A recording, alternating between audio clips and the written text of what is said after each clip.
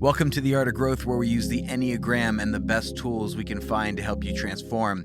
This is Jim Zartman, and this is not a normal episode.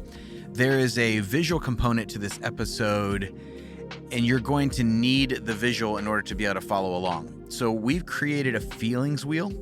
Maybe you've seen a feelings wheel before, where there's a wheel that has emotions named all around it.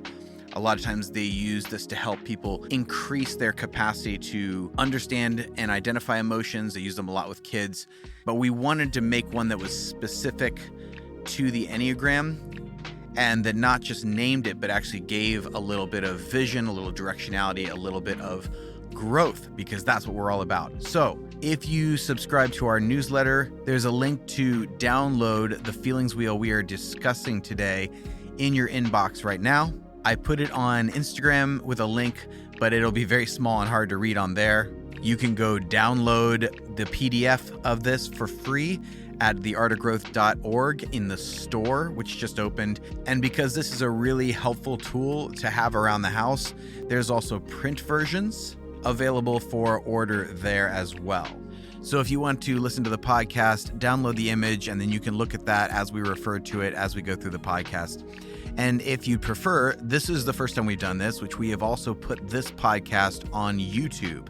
So if you look up the Art of Growth Feelings Wheel on YouTube, you will find the live call that we did, unedited, and the Feelings Wheel pops up throughout the discussion whenever we're referring to it or we're looking at how to understand it better and use it. And I have been excited about this episode coming out for months now. Even before that, from when I first drew a sketch of this in my journal, because I found feelings wheels to be helpful, but not enough. They weren't giving me what I really wanted, what I really needed to point me in the right direction and to help me. So I drew a version up that would help me. And then our dear designer, Serena, created this beautiful version that you can download and that we will be referring to today. So I am absolutely stoked and thrilled today to be in a place where we can give this free gift away. You can download the PDF and print it out, put it on your fridge. I hope it's on thousands of refrigerators, helping families, helping kids identify emotions, and also remember the true self, which we'll get to in the podcast, why it's designed in that way, to point you towards your true self, not just the interrupting emotion, which is often referred to as your sort of central emotion in the Enneagram. But we're going to go deep into that. We'll explain all of it. This episode will be super helpful for you understanding emotions in general, but also how to use this tool in your life and your home. So let's get into this episode with these really helpful voices in the world of emotion therapy and people who have a good, deep understanding of the Enneagram as well. Let's get into it. Well, I am hugely honored to have the five of you here today. So we have a 6-person episode, and I have therapists with me who understand this world way better than I do. So just as we're getting started, I wanted each of you just to introduce yourselves and just say a little bit about what kind of therapy you're involved with. And we'll start right here at the top of my screen with Michelle. Okay, yeah, so I'm Michelle. I'm a therapist in Birmingham, Alabama, an LPC, licensed professional counselor. I specialize in attachment and trauma. I do a lot of work with couples and also families who have children who've been through trauma. So that's me. And and also say your type here, because Michelle is a type 3. Yes, I'm a self-pres 3. That's me. We have all the centers represented here, so I'm really excited about that. All right. Lisa. Hello, my name is Lisa, and I am a clinical mental health therapist currently working in a public school, K-12 public school. I get to work with the students, sometimes the parents. I'm a self-pres type 1. Yes. Maria. Hi. My name is Maria. I'm a therapist in the Milwaukee area, and I do a little bit of couples work and find the Enneagram very useful in couples work. I work primarily with adults, a little bit with adolescents. I have a background working with a lot of kind of severe trauma-related stuff, personality disorders. I have special interest in postpartum stuff, chronic pain, that sort of thing. And so my background is cognitive behavioral, but I've really pulled the Enneagram in recent years for a fair number of my clients. And Maria is a type 4. I am a type 4. I'm going with social, but I've got an edge of self-pres. Awesome. Yeah. Chelsea. Hey, I'm Chelsea. I'm a marriage and family therapist located in Fort Collins, Colorado. I primarily work with kids, teenagers, and adults with complex trauma, similar, it sounds like, to a few of you here. I also work with students who are training to be therapists, marriage and family therapists. So I use a lot of Enneagram work with my work with my students and with my clients. I'm a 6 self-pres, but also very high social. We got a lot of self-pres going on in this room. That's kind of a surprise to me. That's cool. And finally, Patria. Hi, I'm Patria, and I live in Lincoln, Nebraska. And my professional training is actually not as a therapist. I'm not a licensed mental health provider, but it's more spiritual, intuitive route. And recently went ahead and made it a profession and got my coaching certificate a couple of years ago. So this business has now grown into, there's about 8 of us here that are doing this type of work. So we have some combination of spiritual direction, counseling, or licensed therapy here. So it's a hodgepodge of collaborators. So awesome. Unless you are watching this on YouTube or you have already pulled up this image, which you can do either from our website. If you got our email today, you will have a link to see the feelings wheel that we're going to be discussing. It's also on Instagram, but I'm going to share it on the screen just for us in the room and for anyone watching this on YouTube. We haven't used the YouTube channel yet, but we're like, this might be a good use of it. And so the feelings wheel is, it's up on the screen here. And I would love to get just some of your reactions, your thoughts when you saw this, because, if you have other experiences with feelings wheels, helping people identify emotions. So for me, I got one of these and I printed it out on our refrigerator at home initially to help my daughter so we could name the emotions as she's, was maturing, 6, 7, 8, that age group. But I found it, really helpful for myself. But then I reorganized it in this fashion to be a little bit more based on what we've learned in the Enneagram, really focusing on the high side, moving towards our high side and really moving towards integration. We all have all 3 centers within us. We all experience all of these different emotions. And so I just wanted to organize it in a way that made sense with our work, with the work of the Enneagram. But I also wanted to honor so much of the work of the world of counseling and of therapy who really help people unearth their emotions. And so I'm curious, really, I wanted to ask you all, what you saw when you saw this, because a couple of you were meeting with me when I think I showed you like the sketch that I initially did in my notebook. A couple of you saw that and asked me to go make the thing. And literally the next day, then I reached out to a designer and said, Serena, our designer, and said, can you help us put this together? So I'm just curious as to your thoughts, and in that, even helping people who don't come from this world understand, why do these feelings wheels exist and what purpose do they serve? So I read a statistic recently that said in the United States, the average emotional vocabulary is 4 words. So the average American can, and it's some version of glad, mad, sad, and, throw in a 4th. And so where these feeling wheels, I think, are so cool is that we really want to be able to connect with other people, to have them kind of be able to step into our space or step into theirs. We need more than just those 4. And so these feeling wheels really help us to drill down. Are you mad or are you frustrated? For example. And so it just, really helps people expand. So what you talked about doing with your daughter is really neat, because I think if kids can learn that early and expand that vocabulary, they're just so much more comfortable as they grow up. When people are learning that as adults, it's a little bit tough sometimes. So I guess just some thoughts on why the feeling wheels are such a good thing. And yours in particular, because it is divided into the different centers, the head, the heart, the body. I'm really excited about that aspect, but I'll talk about that in a minute. I know other people have stuff too. I think the specificity is so important. Like you were saying, that it might not be just mad, or it might not be just happy. It's something more specific. And there's something that clicks, I think, for me, when we have an emotion that fits a little bit better than some of those main four. It feels very validating. It feels like, oh yes, that's the one. And that helps kind of start that journey of emotional regulation, where I'm able to, like Dan Siegel talks about, name it to tame it. That's a big thing we talk about with our kids and families we work with. And how do we actually name it as the first step to going into the process, really starting to regulate and letting emotions really go through us, so that we can kind of process through and then integrate, come out on the other side. But the very first step of that's naming it. And I like the wheel because it gives so many examples, and the nuance is there too, where you can really find the right emotion that fits whatever the sensation, whatever the experience is, and able to really start that process. And I think connect to other people in that way too.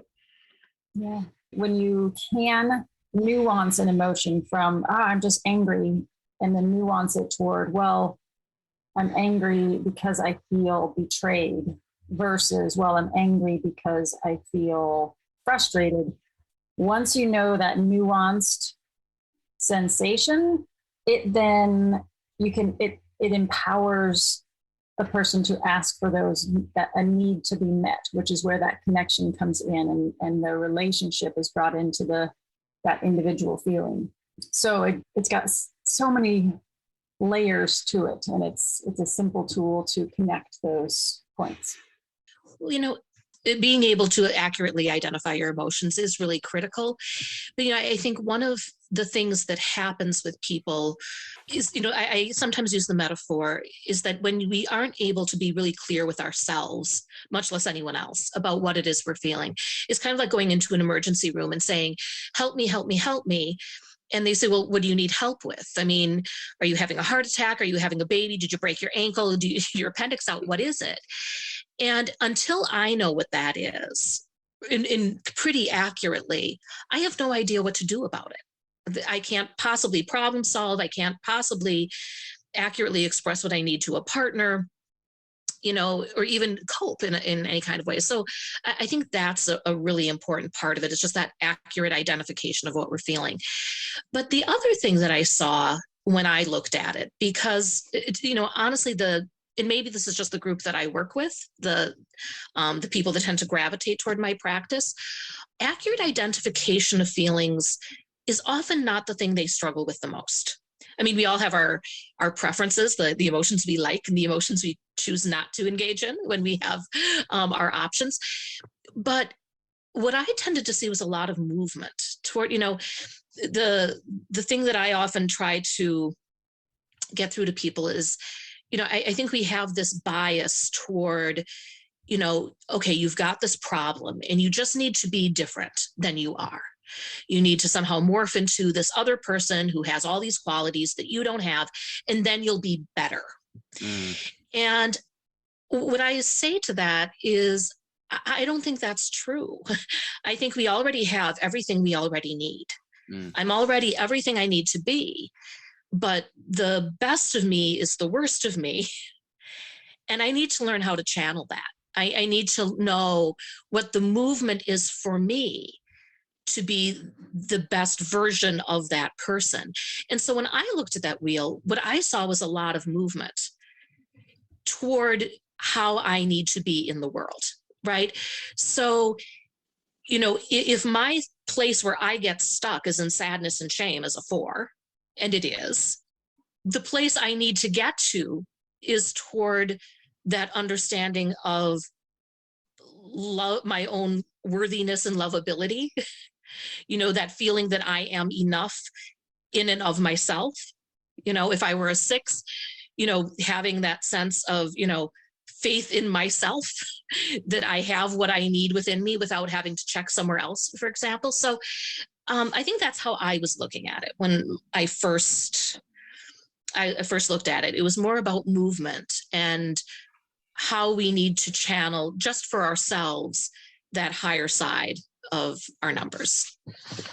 Absolutely. I agree with you. I think for me personally, as a 3, as a heart type, I liked that it allowed me, if I am really in the throes of some emotion, sticking just in my heart type is not always terribly helpful. And so looking at your wheel, Jim, I think I was able to say, okay, so if I am really jealous, if I stay in my heart, I'm going to have a hard time having that movement that you're talking about, Maria. But if I can look at another section of the wheel, that is so much more accessible to me. So I may jump over to the head type and look at, what do I need there? Do I need to focus on, a wonderful fix, I guess, for feeling jealous or insecure is to be kind or encouraging to someone else. And I can find that in a different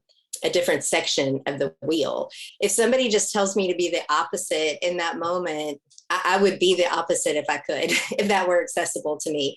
And so I don't know, that really excites me about this wheel, that I can move. I think the heart type, that's the love section. So if I want to go into the peace or faith section, I was just able to really zoom in really quickly on what can I access in myself that will get me moving toward that high side.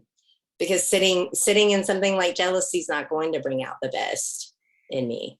And I think that speaks to the integration piece that fits so well with this wheel. I think as a head type, and as a 6, I know a lot of 6s say they don't have the anxiety piece, but I definitely do. And that piece can feel overwhelming at times. And so I, as a head type, very much go into the spin and start thinking my emotions.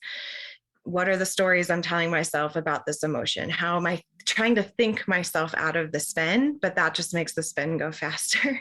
So how do I really get back into my body space, get into my heart space, really feel and name, okay, this is the anxiety. This is where it comes up in my body. This is how I know this is it. And then how do I move towards that high side where I can have courage and faith in self and faith in the future without constantly going into that head spin, and really kind of start like really being present and cultivating my capacity for presence.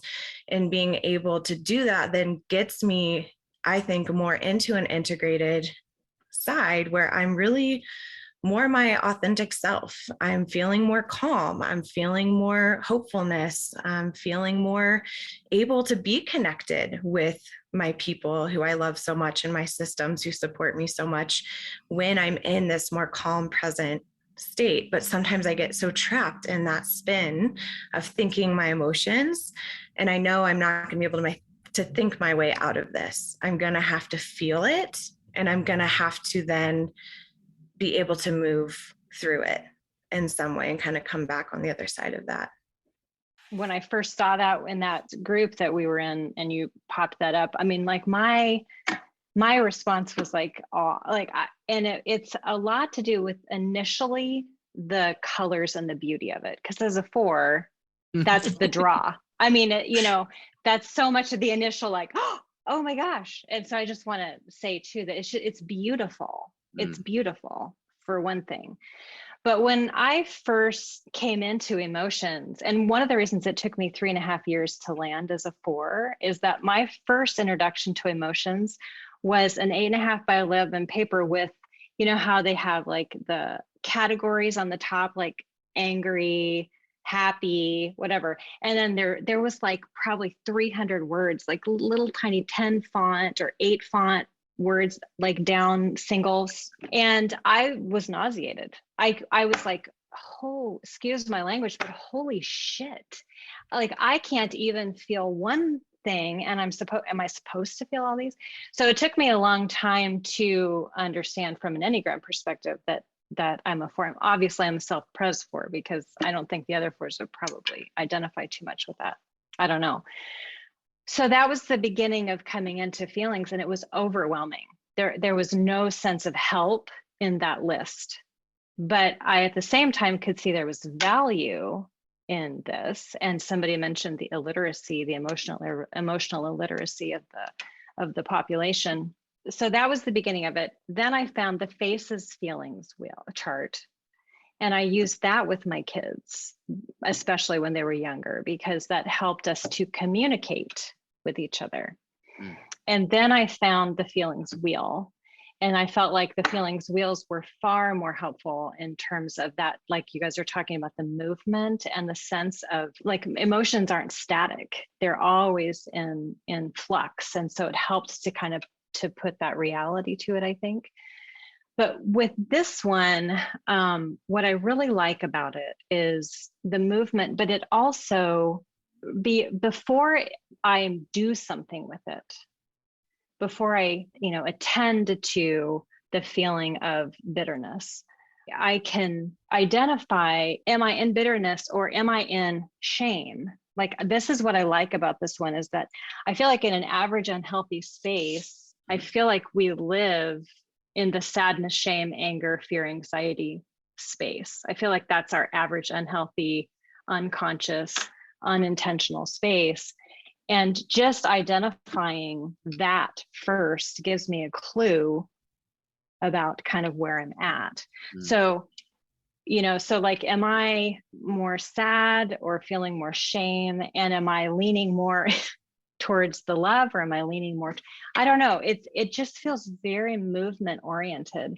And then the other thing that I would say that really stood out to me are the colors. And I actually looked up the meaning of these colors. I don't know if you intentionally did that or not. Well, the colors were chosen specifically because I was, it was like derivative of the, the three main colors that you can create all the other ones with. And we had done some other work in other worlds where we assigned those colors towards a center that felt more consistent with that center. But I appreciate you saying that it looks beautiful, because that's one thing I really wanted to do, because the feelings wheel I printed out, I had on my refrigerator. I didn't really like looking at it. Like it was very like clinical and cold, and I wanted something that was like warm. And so we're talking to the designer, and she's like, we could do it in watercolors. And I was like, yes, watercolors. Let's do that. Make it beautiful. But I love what you said about how, sort of that the emotion that's going on, that the automatic motion, the one that's sort of like running in the background. And, in the Enneagram, the body types, the core emotion is anger. For heart types, it's the sadness and shame. And for the head types, it's that fear or anxiety. But I don't think that's the core emotion. I think that's the core interrupting emotion. That's what I see in myself. That's what I see in a lot of the clients that I deal with, is there's a core that is good, that is beautiful, that is their truest self. But then you have these interrupting emotions. And then we can end up feeling outside of this. So that's why I organized the faith, peace, and love in the center. And then it's really the interrupting emotions push us out of ourselves. We're more disconnected to ourselves. So that was the movement I wanted to give that sense of like pushed out from self, and then using some of this language to actually move back towards the authentic and true self. Yeah, I wanted to use the word unlock. It feels like it unlocks that. That feels like a thing. I like that word. Yeah, that's good. Thank you. I really love that, because I was trained in a model, my doctorate's in clinical psychology. And so we learn to treat your symptoms and your disorder. And so, all of these things are seen as a problem and we need to get rid of them and all of this kind of thing. And I think what I've actually learned in practice, or what I've come to believe at least, is that it is about embracing that true part of ourselves, that core of ourselves. It's kind of a two-part process. The first part is accepting that I am who I am and who I have always been, and that is who I will always be. That, and there's some data to back that up, that, we kind of are born a certain way, and there's a continuity in that through our lifespan. But then once I've fully accepted that about myself, that, I am a 4, and here is what that means. And here's the thing I do. And I can predict that when I'm doing well and when I'm not doing well, this is what it looks like. And then I have to get over that. And that's the second piece. And I think that's where choice can come in. That I don't have to do the thing that I always do because it's the easiest way for me to do it. And so, I guess as a 4, I don't need a wheel to tell me the different feelings. Right. Emotions are the water that I swim in. I've got so many thousands more words that I can throw in there, and I can talk about at length. Right. And if I allow myself, that is exactly what I will do. Not that that necessarily helps me. Right. And so the thing that once I have choice and I go, okay, I've acknowledged that part of my problem is that I am completely paralyzed right now because I'm all up in my 4-ness. Now maybe I can take that step back and say, okay, I'm going to briefly say the thing I need to say, and then I'm going to take a step back. I'm married to an 8. And so that has been a skill that I've had to really work on, because that does not work with an 8. I can't have my hours of processing time as much as I'd like it. So I've had to learn to say, okay, that's the thing that I do. Now I need to try to be otherwise, say it, get in, get out, and do what's effective. And sometimes that's not what is most attractive to me. Right. Sometimes it's something different. But you are still honoring yourself, and you're honoring your partner. You're honoring, like, I need to express a certain Yes. way. I'm going to express something, but I'm also going to do it in a way that is accessible to you. So you're really Right. honoring the both of you in that approach, though. Yeah. But it first starts with me acknowledging this is who I am and this is what I do. Yeah. But on the one hand, I love that about myself. I would not change that about myself. And at the same time, I have to see the places where that's not serving me. And I need to figure out a technique for me to help me deal with that, which is going to be different than the technique of somebody else. If you're elsewhere on the Enneagram, you need something different than what I do. But to me, that's a lot of what therapy is figuring out, okay, like, how do I cope with myself now? Now that I know that this is the thing that I do, what do I need to do about that? It is a map for where I am, but it's also a map for where I am in relationship to another, like I think is what you're talking about. And I think it's so connected to story, to my story, that one of the most effective ways I find using feelings in my work is to say, what are you feeling, is the first question. Have you felt this way before that you can identify? And it helps to then put those pieces together in a really practical way that can help me know why is this way of engaging so meaningful to me, and why am I so attached to it? And is it serving me, as you were saying, now? And is there a better way? And I think that's where it really comes to bear fruit, not only in relationship with other people, but with myself, in that sense of getting stuck or unstuck. That makes me think about the stances in the Enneagram. So I know that my stance is typically to move kind of at people or against, like people with my stance have to watch being maybe aggressive or too much. But then there's also a stance of moving away, of withdrawing. And then the third stance of sort of moving toward maybe a little needier.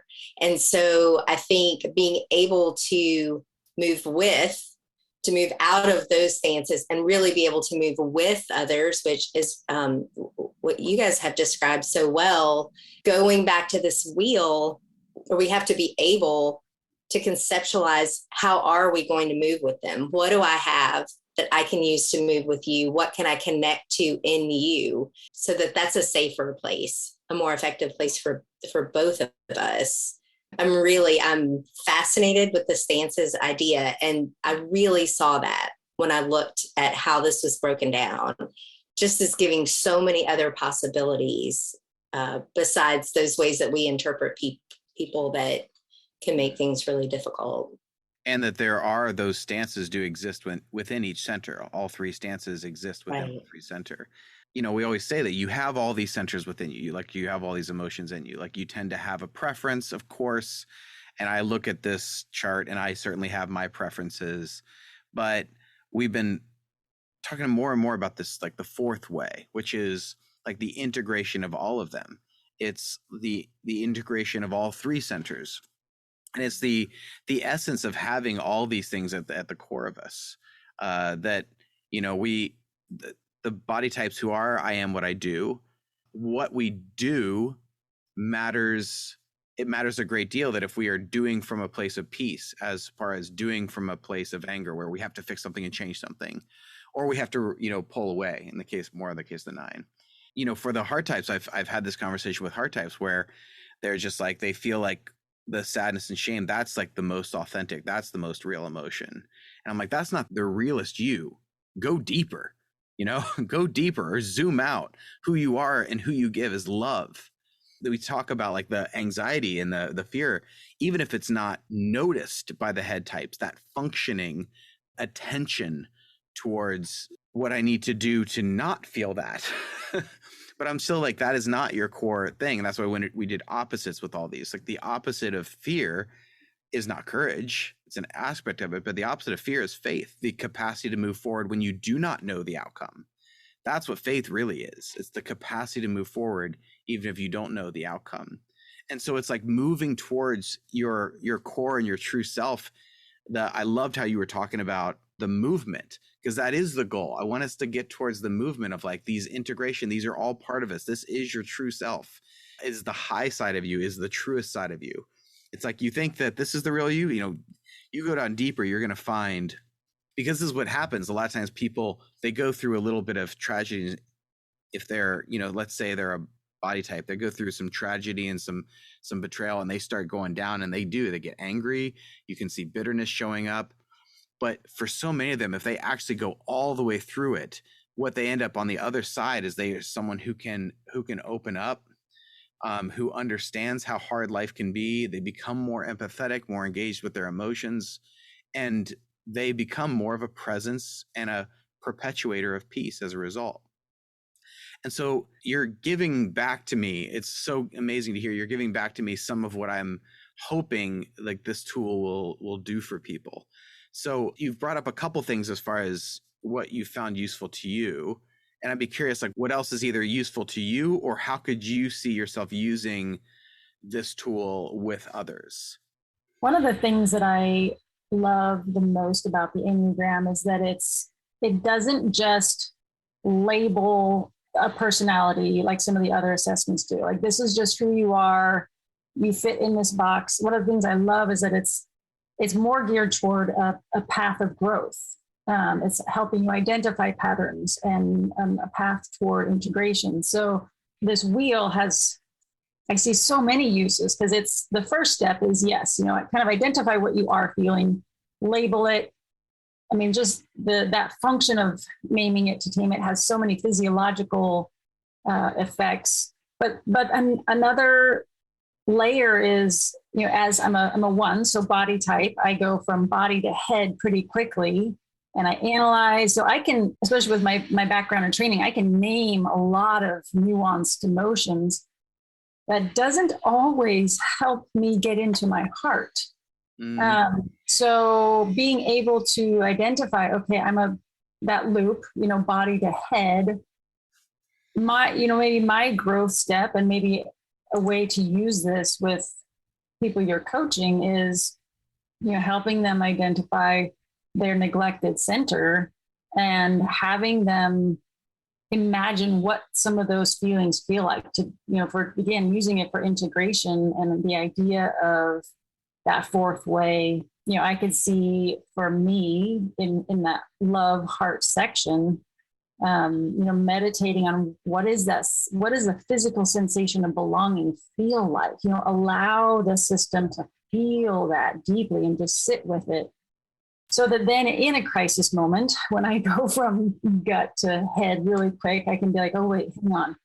Oh, I I can imagine now what belonging feels like. It re-engages me with the heart. I can connect with the other person.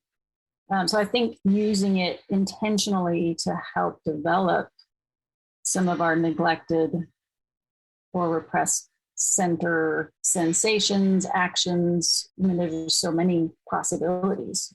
Yeah. And Lisa, something you mentioned in the email was hemispheric integration. Can you explain a little bit of that?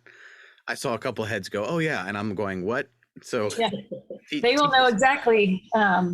Sounds like we have some Siegel fans here. So right hemisphere in general is holistic. It's feeling, it's sensation. Artistic left hemisphere tends to function in categories, and it's logical and linear and has language.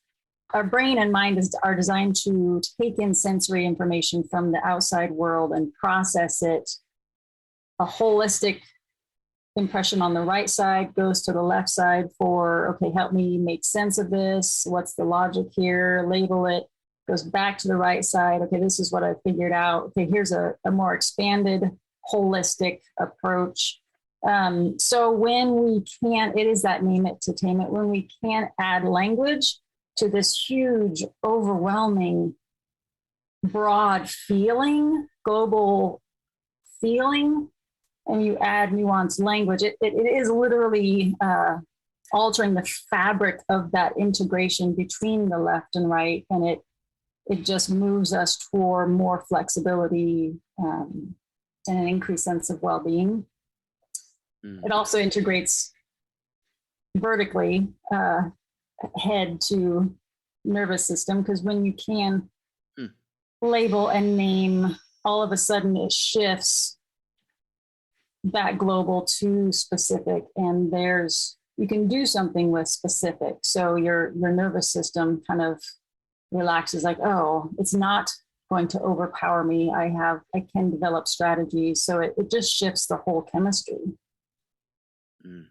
I think it helps you ride that wave, the actual feeling of the feeling that is so difficult for myself included. And how do you really ride and stick with the wave of the emotions? And one of the things Dr. Hillary McBride talks about is we heal when we can be with what we feel. And I really love that, because it's just such a reminder that even though we want to get to the other side, we want to move into this other area of emotion, we first have to name it and then be with it, turn towards it. What is it telling me? What is this emotion teaching me?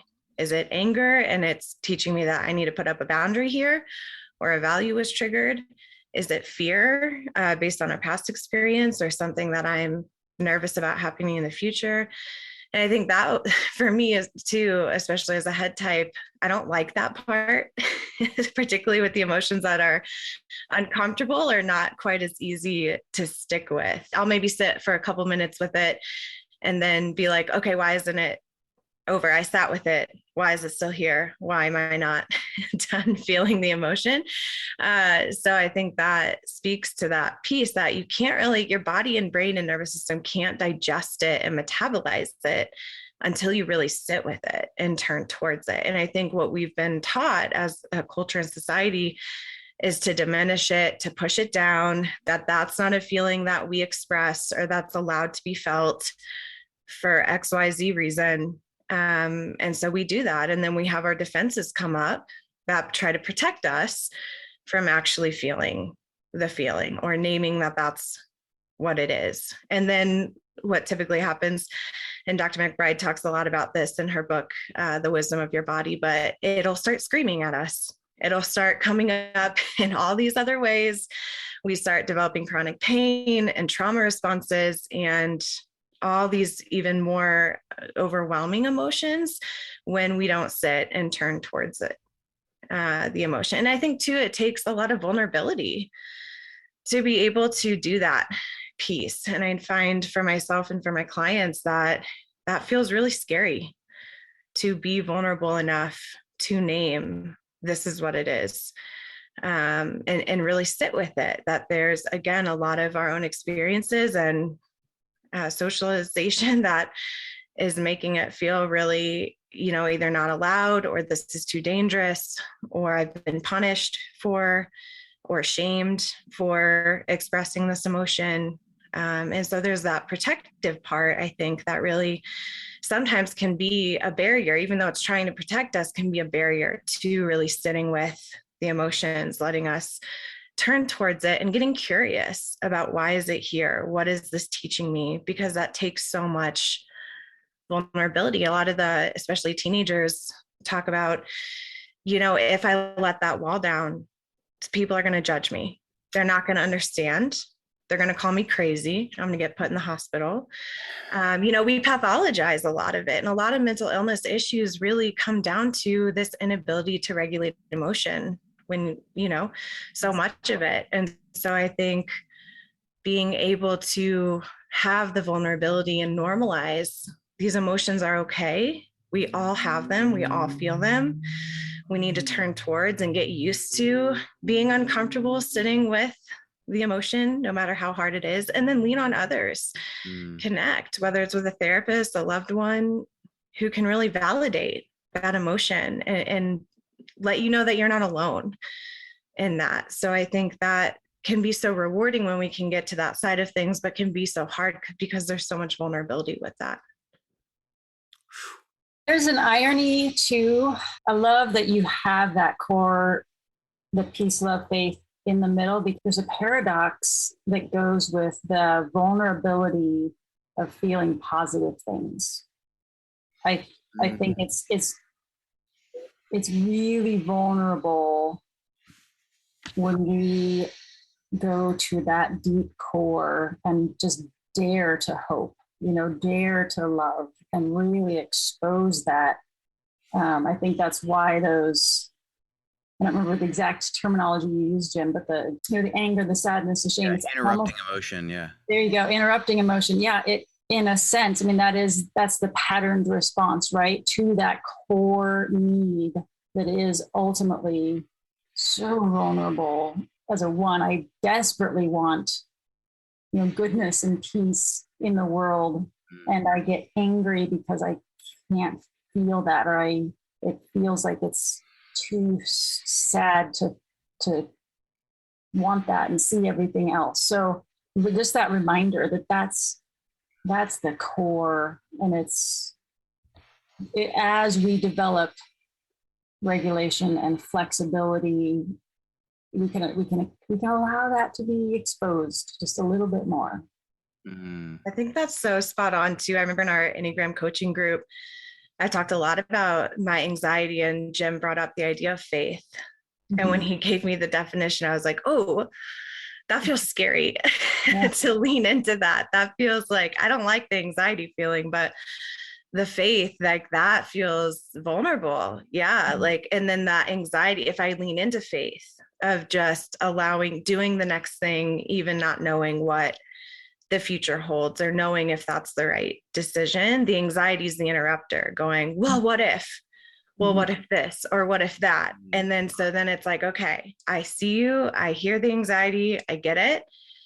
And I'm going to regulate and then still continue to choose faith. But I think that's so right, that core emotion can feel so vulnerable, especially when we're not used to leaning into it as much. Just having a thought, maybe my fellow four can tell me if you feel this too, as you guys are identifying the movement in feels more vulnerable. It feels almost flipped for me. It feels the more that I move toward love, I feel less, maybe not vulnerable, but wounded is maybe a better word. The more that I move toward love, I feel less woundable and more stable. Yeah. Well, my first thought about that is that I think fours are a special case in that vulnerability is our superpower, right? I mean, that is who we are. So that really isn't our challenge.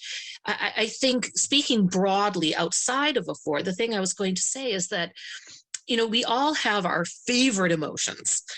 And just because something is painful doesn't mean it's not comfortable. We all have our go-to painful emotion, whether that's anger or fear or shame or what have you. I mean, we have the thing where we like to get stuck. And I think the goal of it isn't, it's to be able to feel everything. It is to have the rainbow. Yeah. So yes, I feel sadness, but I also have the capacity for joy, and I allow myself to feel fear, and I allow myself to feel all of it. And I think for me, as I think about like, so what do we do with all of this? Because this idea of, okay, so who is this core self that I'm working toward? If I'm not about that emotion that I like to get stuck in, what am I and what does that mean? I think it opens me up to the really beautiful part, not just of who I am, but of who you are. Then we can start to look at it as, what is the gift that we can give to each other? I don't have all of these gifts naturally. Vulnerability, I've got that, and I can lead other people into that place, and we're good to go. But there are other places that are not an easy fit for me. And so when I can see without judging someone else and pathologizing their space, when I don't have to label that as somehow bad or wrong, or here's why you'll never be normal or healthy or loved or whatever. Right. Which unfortunately a lot of Enneagram teaching does kind of sound like that. I hate to say it. I agree. But, especially my early introduction to it, a lot of it sounded like, oh, here's what you are, and here's what is wrong with you, and here's the personality disorder that goes with that. Right. Which I think is a horrible stance. Yeah. And instead, if I look at it as not like what's wrong with you, but I think, what is the gift that you have to give to me? Yes. Each of these other types has a gift that I don't have. And so whether it's me getting myself activated and saying, okay, I have to do right now, or I have to persist even though I'm feeling like I'm drowning here, or whatever that is, I can see that as a really beautiful thing. And so, if we're all about relationships, and I think we are, the second that I can see who I am and embrace the fullness and the beauty of that, the sooner I can see the fullness and the beauty in who you are, even when you're being really difficult right now. Mm-hmm. Yeah. Right? Because I can see where that comes from, and I can go, oh, okay, that's just so-and-so getting caught in the place where they get caught. But here's what's helpful about that. And I can have compassion for that. And I think that's where we can start to grow. Mm. Chelsea, I thought you made such a good point about mental illness kind of coming back to the root of difficulty with regulation. And I know in the attachment world, there is a growing belief that there really is no such thing as self-regulation. It is all co-regulation. Even if we do it for ourselves, we do it because somebody co-regulated us at some point. And so if I get a subpoena, which is my absolute least favorite part of my job ever, is to get a subpoena, as very anxiety producing. Instead of saying that I self-regulate, what do? I think about, what will my husband say to me when I get home and say, you're not going to believe this, but I'm going to have to go testify on somebody's behalf. He will say, I know you hate it, but you've got this, you're good at this. I'm not regulating myself. It's the part of him that I'm internalized that's helping me. And so I think what you're saying, Maria, is so important, that we cannot co-regulate somebody if we're not willing to step into their space, especially when that space isn't especially easy to sit with, when they're having some of those, I don't know, less appealing reactions. That's where it happens, when we're able to be with a person in that. And in order to do it, we have to have a certain amount of understanding and trust that regardless of what it might bring up in me, that I have faith in you. I know what is at the core of you. And so I can sit here while you grieve or are angry or filled with shame. And so again, coming back to the wheel, I think it's just such a beautiful opportunity to do that. Mm. and at the same time to help us feel, I think the value, the primary value, despite all of our training, the main thing that therapists offer people is a space where we're not shutting down what you are.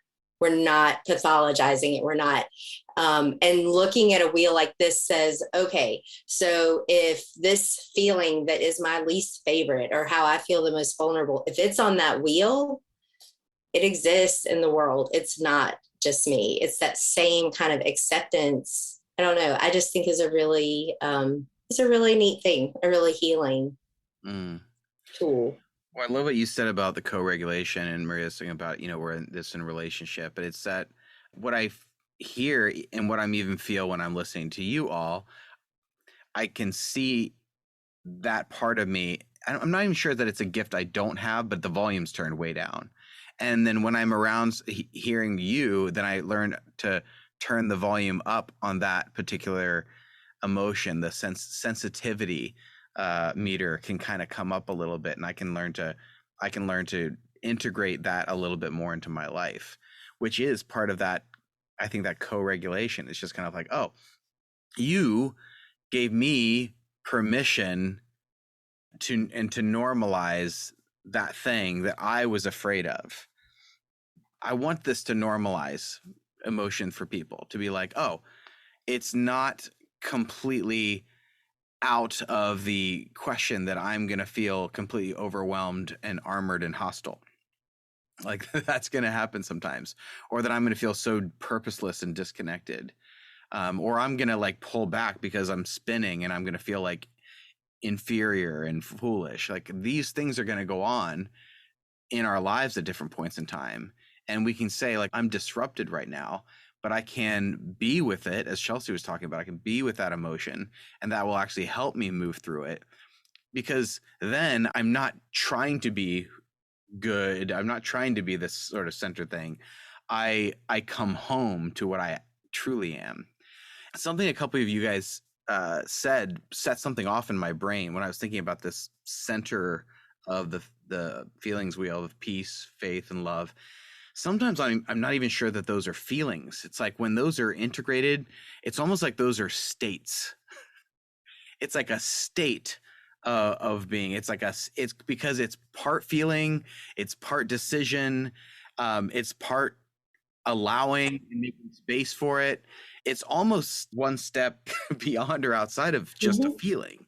And as you were describing that, I was like, oh yeah, like that's something else. Does that make sense?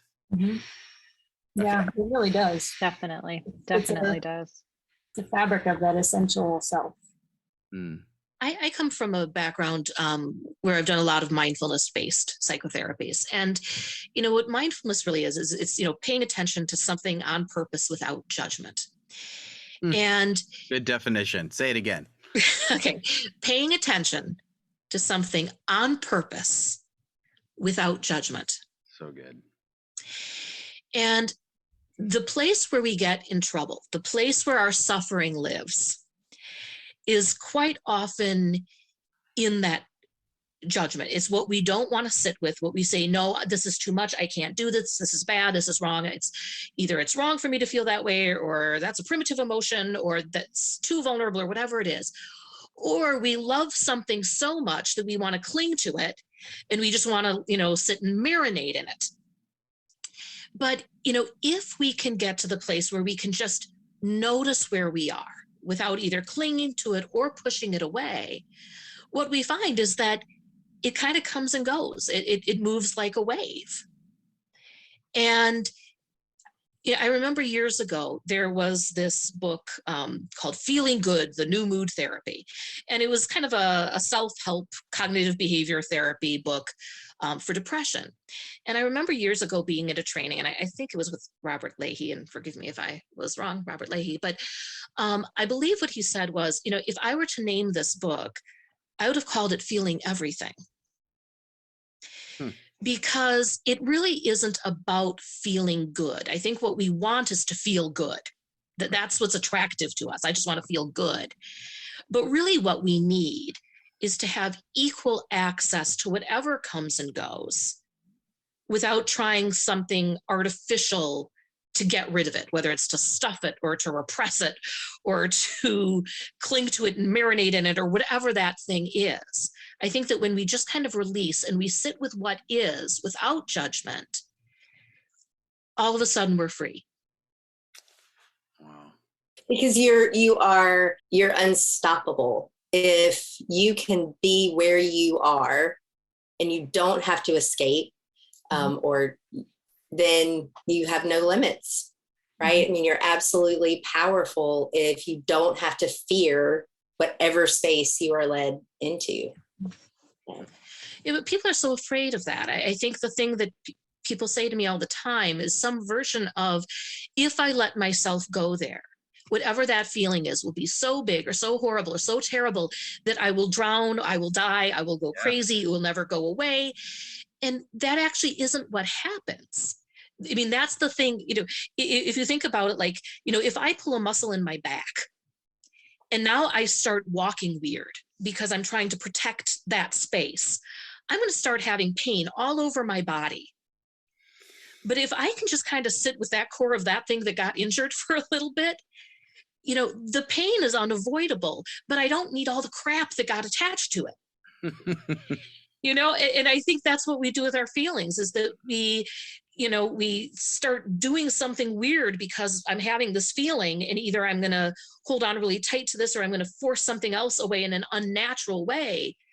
And now we've got a whole bunch of things that we didn't bargain for and that we now have to deal with, Well, and the thing about life is that it's full of suffering. Like if you're living life correctly, there inevitably will be moments or seasons of suffering. Yeah. And so I think, again, especially in the culture and society we live in, it's how do we numb that out? How do we avoid that? How do we push it down and just get through it so we can keep moving and keep doing the next thing without really, again, letting ourselves feel it? Because it sucks. We don't want to feel suffering. Those are painful emotions. They're not typically ones that we're like, yes, I get to feel this sense of pain and suffering. And yet life is going to be full of that. There are going to be losses of people we love and hard times and stress. And so being able to do exactly that, Maria, what you're talking about being mindful and open to all of it, not labeling an emotion as good and bad, and knowing that it's temporary. It's not going to last forever. And the more that we can turn toward it and feel it, and even better, feel with somebody else, let somebody else in on that emotion, whether they're feeling the same or not, being with and having that co-regulator is what's going to help us continue to move through it and come to the other side of it. But I think we're so taught that that's not good, that that's scary, that these are emotions that we can outrun or push down or numb out. But the hard thing, especially about numbing out, it's so enticing to do. And there's so many options these days to numb out. But when we numb out the painful emotions, we are inevitably going to numb out the good feeling ones as well. To piggyback on what you guys are saying there, that I think it's single-handedly, this has the power to include a whole segment of the world that we don't know how to include if all we can feel is everything's good. Because chronic pain, Alzheimer's, brain injury, genocide, all the things, like, can get bigger and bigger and bigger, where if all that our goal is to feel good or to feel pleasant, then we inevitably ostracize how much of the world, so I think this could normalize so much more than we even realize.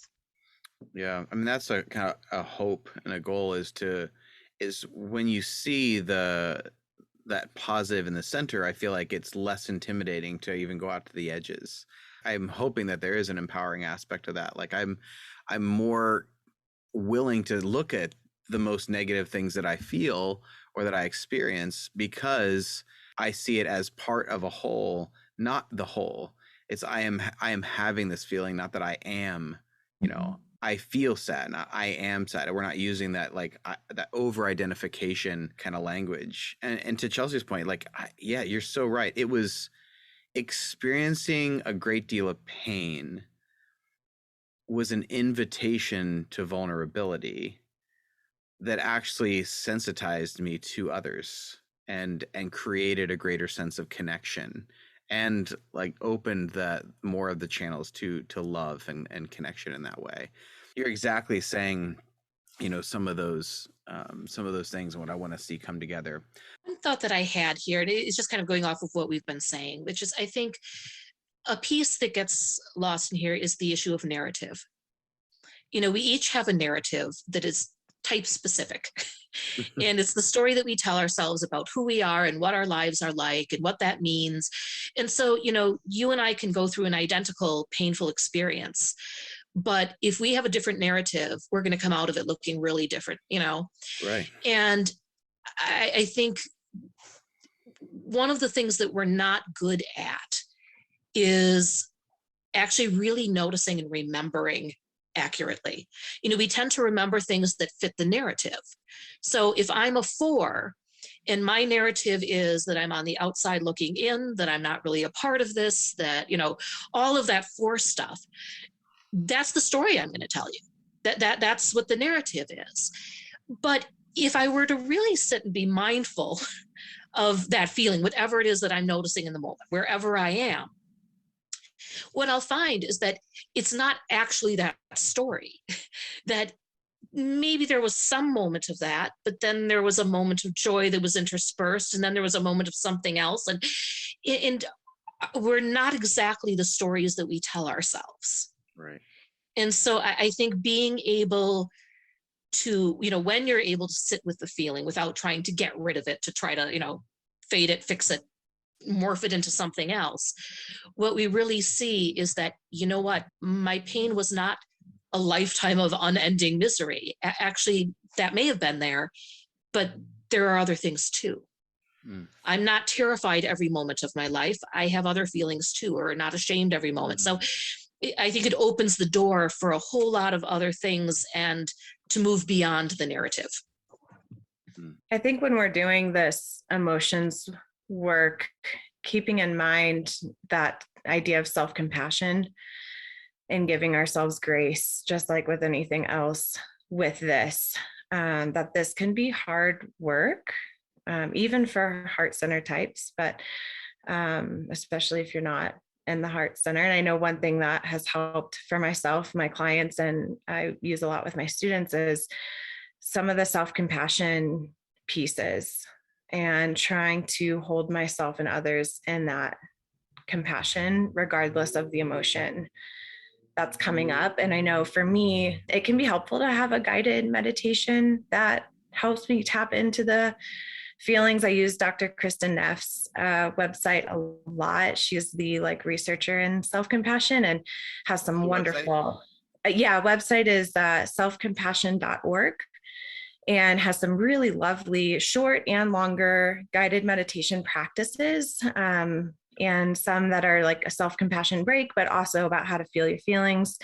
And I think those help me to really sit in it and do a little bit of body scan into what's coming up, and then continuing to try to have that mindfulness, non-judgment, hold myself in compassion and others in compassion with whatever we come in with, and holding the space. And I think that's the wonderful piece about therapy, is that we are often able to hold that space for clients coming in with whatever emotion, all the emotions coming in, and offering a bit of that co-regulation as well, especially for clients who have not gotten that. I work with a lot of kids and families and adults with trauma backgrounds that didn't have a foundational attachment, secure attachment that led to safe co-regulation. And then now are having really difficult time regulating themselves, regulating their own kids, co-regulating with a partner, co-regulating with their children. And so I think the practice of therapy, even just those doses of co-regulation we can offer, can rewire the brain and heal in this way that is movement, is process, is the art, I think, of therapy. Yeah, that's really good. So before you all go, I'm going to throw up the image one more time, and I would love tips from each of you. Like, let's say that they went to the Art of Growth website, they got this, and now it's hanging up. It's hanging up either on the fridge or at the house somewhere. What's one tip that you would give them from where you come from and what you know that you would recommend to them? I would love for people to hear that so many of us avoid certain feelings because we are afraid we'll be unsafe or we'll be rejected. And imagine every therapist here would agree, when you sit with a person and they are authentic and they are truly in whatever is true or real for them, it is impossible not to care for that person. Going there, if you have the courage and you have the appropriate person to do it with, actually yields the exact opposite of what people fear. You will be safe. You will be accepted. Getting from here to there is not always easy. But so, yeah, I would say when you look at that beautiful wheel with the watercolors, that there are not good and bad or acceptable or unacceptable. Right. Look on that wheel, and if you can find where you are right now, the fact that it's on there means that's okay. That's okay. Other people are feeling that too. Thank you. I would say a couple things. One is, if you look at this, if someone looks at this and just feels immediately overwhelmed or unsure, to maybe start with a color and just land on a color and see where that takes you. And then I would also just say that this is not an exhaustive list, surprisingly, Right. of emotions, that it's just a doorway. And that if you can't find exactly what you're looking for, find something close, or again, just stick with the color. I'd be curious about two things. One, where in your body do you feel that emotion? Is there a place, your throat, your stomach, your hands, your behind your eyes? Is there a place in your body where you can really feel the sensations of the emotion? What sensations go on with that? How do I know when I'm feeling sad? What is my body telling me that helps me clue in that this is sadness, or this is anger, or disappointment, or something else? The other piece, looking at it from really exploring family of origin, I think can be helpful with this. What are the stories that I was told about this emotion when I was younger and in my family of origin, and maybe even my family now? Are we allowed to express certain emotions? Are we rewarded for expressing certain emotions and punished for others, or shamed for others? Because I think for me, that's also helped to understand why I have such a hard time with certain emotions, or the stories society tells us, right? Whether it's about our gender or race or ethnicity or something else about what's allowed and what's not allowed to be expressed. I think really getting curious about some of that will help us understand maybe some barriers that can come up when trying to tap into certain emotions. And you bring up a really important point there, Chelsea. I think sometimes I could walk up and I could be like, I don't know, where am I? But if you ask yourself some of the questions about like, where did I witness this? What were some of the ones I witnessed in my home growing up? And be able to kind of understand a little bit where you come from by actually having a little objective distance and kind of look at like which emotions showed up a lot in my family of origin as I was growing up. Yeah, that's really good. Thank you. I think my parting thought might be speak a little bit to the Western philosophy that has done us a great disservice, thinking that our heads and hearts are separate, that emotions are just, that woo-woo thing. Why do we need to go there? we're missing the fundamental understanding that it's a biological designed system to give us information of our outside world. So some of that, non-judgment, being a little bit, unattached or over-identifying with emotions, to see it as information. It's information that's coming in, and the body is kind of organizing it in a way to prioritize action. And so seeing it as information, yes, the idea really is, like someone said earlier, it's the goal is to have the whole rainbow of expressions. The more information you have, the better decisions you can make. And so there fundamentally is no bad or wrong emotion. It's simply a biological response. Candace Pert, molecules of emotion.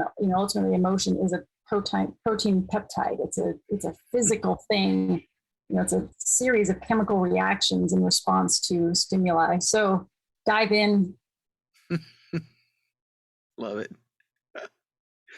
Well, the first thing that I guess I'd like to say with this is that you'll notice there's no hierarchy of types. Right. There's not like, oh, these are the healthy ones and those are the unhealthy ones. Yeah. And, a lot of the people that I work with in a variety of places on the Enneagram believe that they're broken. They're coming in because there's something that's not working right. And what I would say is that you're not broken, that where you are on that wheel simply helps you know what your life's work is. Mm-hmm. And sometimes we're better at that than at other times. Sometimes everything is going pretty well and everything is in tune and I'm the best me that I can be. And other times it feels like everything is wrong and awful. And we can label something or we can identify it as not helpful. We can identify it as not useful to us, or not healthy for us, but we are not broken. Mm-hmm. We're not defined by the least functional part of ourselves. It just lets me know that, this is part of my work. And maybe I have to work on that really hard right now so that I can get out of a depression or work on an anxiety problem or what have you. Or maybe this is something I have to cultivate for the rest of my life. And I think quite often that's really what it often is. It's, this is the thing that one way or another, I am going to have to be focusing on as my work. And it's different than your work, but that's okay. That's not, neither one is good or bad. That's just the flavor we got. Well, I am just hugely honored that you all have taken this time to help.